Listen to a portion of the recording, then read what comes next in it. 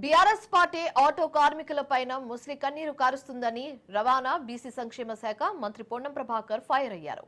Auto కార్మికులు వేసుకునే డ్రెస్సులు వేసుకోవడం, బేడీలు వేసుకుని వేషాలు వేయడం రాజకీయ డ్రామాలేనని విమర్శించారు. మహిళలకు ఉచిత ప్రయాణం ఇస్తే ఆటోలపై ప్రభావం పడిందనడం తప్పన్నారు. బస్సు ప్రయాణికులు ఇంటికి వెళ్లడం లేదని, గతంలో లాగే బస్టాండ్ నుండి పోతుందని ఎద్దేవా చేశారు.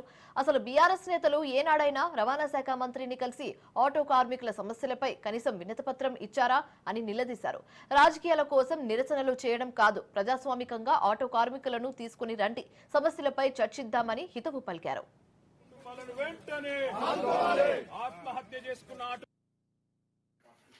టిఆర్ఎస్ పార్టీ ఆటో కార్మికుల పైన ముసలి కన్నీరు గారుస్తా ఉంది.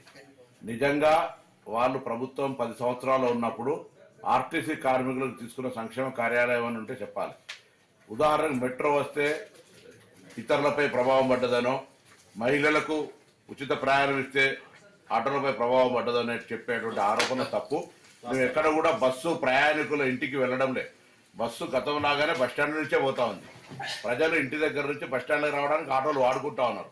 అవును, ఎన్నికల హామీ మేము 12,000 రూపాయలు సంవత్సరానికి ఇస్తామని చెప్పినాం. మీ నిర్వాహకం వల్ల, ఆర్థిక సంక్షోభం వల్ల ఈ సంవత్సరం ఇవ్వలేకపోయినాం. భవిష్యత్తులో తప్పకుండా ఆటో కార్మికులను ఆదుకునే బాధ్యత మా ప్రభుత్వానికి ఉన్నది.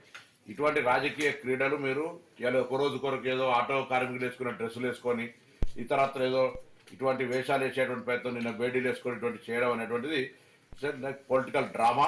అటువంటి చేయకండి. నిజంగా మీరు ఏమైనా చిత్తశుద్ధి ఉంటే నేను అడుగుతా ఉన్న టీఆర్ఎస్ రిజిస్ట్రేటర్ పార్టీ కావచ్చు, టీఆర్ఎస్ పొలిటికల్ పార్టీ ఎన్నడైనా ట్రాన్స్పోర్ట్ మినిస్టర్కు ఆటో కార్మికుల మీద ఈ డెమోక్రసీలో ఈ సమస్యలు రిప్రజెంటేషన్ చేసిరా? ఎందుకంటే కూడా సామధాన భేద దండ అంటారు.